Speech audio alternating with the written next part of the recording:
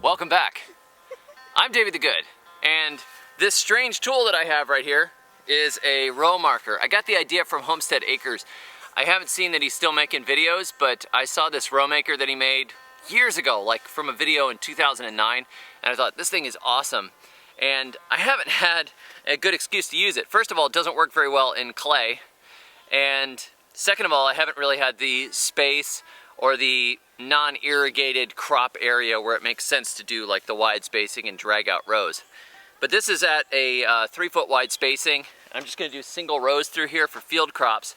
And then of course we had the intense garden beds that I was working on last time. But this sucker right here, one of my sons built it for me in an hour or so, and it is great. You just got your two little pieces of wood hanging on the ends. I'm going to go back. Hanging on the ends like that, you see that? And then you stick that sucker in the ground and it marks you out some perfect 3-foot wide rows. And it's super easy and you can do a big area fast. Now, of course it doesn't seed for you, and the seeding is kind of the irritating part because after I mark all these, then I got to turn around and seed it. But hey, one thing at a time.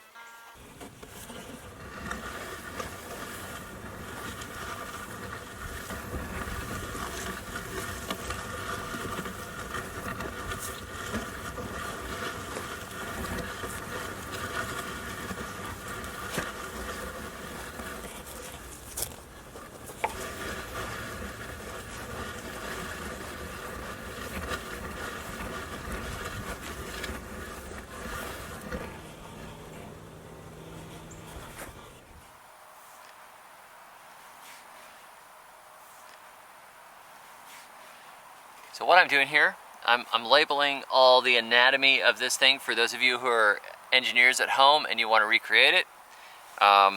We're just going to go through really quickly what it's made out of so you can do this at home should you feel like doing this. So first of all, we have here the handle thing, and that is just a piece of 2x4 and it is screwed onto a longer 2x4. I'd say it's about a 7-foot 2x4, and that is the long pulling thing. And then at one part of it here we have a little brace thing 1, and then we have little brace thing 2, and those and the long pulling thing connect to the 4x4 spacer brace thing. And you can see there's, you know, the spacer brace thing, and then there's the other side of the 4x4 spacer brace thing. And then down on the bottom is the pointy into ground thing 1, and then the pointy into ground thing 2, and those are also just made out of 2x4s. So it's really simple to put it together if you just get all these things together.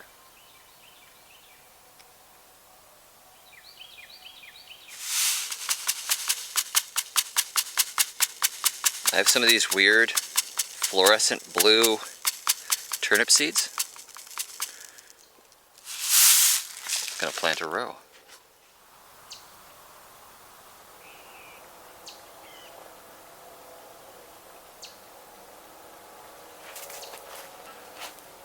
This is the slow part.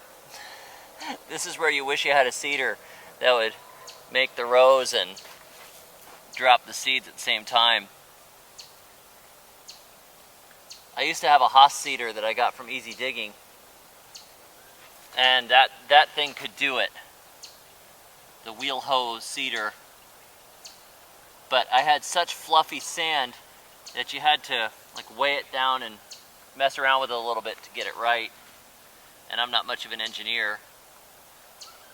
And before I got a chance to really get it set up properly, I ended up leaving the country and giving it away to a friend of mine. So I'd love to try that thing again.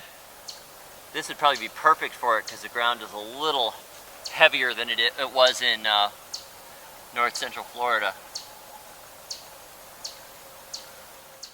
So we've done 6 rows of turnips, and they're white globe hybrid turnips, and now I'm going to do these. These are early round Dutch cabbage, and this is an interesting variety because they actually, as they grow, they develop these little wooden shoes. Very cool old variety, so we're going to stick those in now.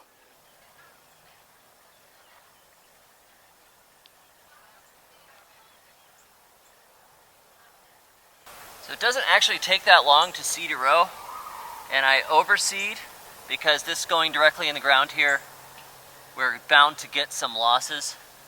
So when I get to the end of this row, we will time out how long it took me. There's like probably a seed every inch, which is way overkill. But like I've said before, seed is cheap, and it's a pain in the neck to go back and fill in the gaps. You know, sometimes you could start a tray of transplants for that or whatever, but I don't like to bother. There we go. Time. Minute and 38. So right here I have daikons. These are great big daikons. I don't know if they're any good to eat or not, but they ought to be fun to grow. Hopefully they're good to eat. They're either digger or driller. That was the name. So I just put loose handfuls of soil over the rows and go down. And since we're probably not going to have any rain, as I have been reliably informed for a while, I'm going to go ahead and water these rows with the hose, but I've actually got to go get a hose that's long enough to water them. But I'll water them just to get them started, but after that I'm probably not going to have to water again. It'll be fine just on rainfall. I would just like to get them started before all the seeds disappear, or maybe they, worse, start springing up and then it's dry for a long time and they end up getting killed because they sprang up fast and they didn't have the roots to support them. But if you get a really good watering and the roots go down, the roots just keep going down and they've got all this space with very little competition, so they can pull out of the water bank of the soil. So one of the great things about this yard here is that there's enough space for a baseball diamond behind the gardens. The kids were begging me when I had the tractor, don't till this up. I wasn't going to. I just kind of drove a little bit close to it. Not quite over home plate. But anyhow, I think it's fantastic that they've got that space back there. So all I have left to plant are some mustard seeds here. And I've got 6 rows here of the turnips that we put in. 6 rows of turnips. And then we've got 2 rows here, and they're marked cabbages. And then we've got 2 rows here of daikons. And then this last little bit that has this weird curve, I'm trying to curve around the shade of the trees. This last little bit here will just be mustard greens. And that's it for today because we are running out of light. But I wanted to show you how we did the cool row thing and how you could build one of those row things yourself. And I'm gonna plant these things and we're gonna call this a wrap. But stay tuned and you could keep seeing what's going on in here and how this all works. This wide spacing is really good for not having to irrigate. And hopefully we get enough rain to make everything start popping up. But the wide spacing is great if you are not going to irrigate a space. So this area right here is the row crops, and then you can join me when I put down some cover crops / green manure coming up soon. But until then, go out there and get gardening, enjoy the weekend, and until next time, may your thumbs always be green. Buried my rabbit beneath the cherry tree one fine afternoon. Someday I know that we'll meet again on a fruit salad spoon.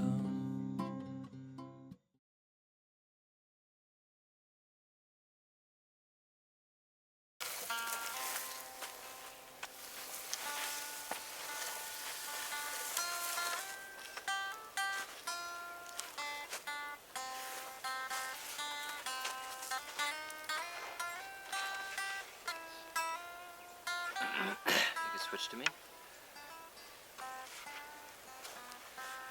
I like this. How's that? Oh, it's like one of these dramatic shots. We're just gonna keep going. Switch to me. Dramatic shot. Enter David the Good. Sunlight off to left. Gentle guitar. Okay, good. Should I just come in and go like, hi, I'm David the Good? I think I should just raise the tripod. It looks kind of funny. Welcome back.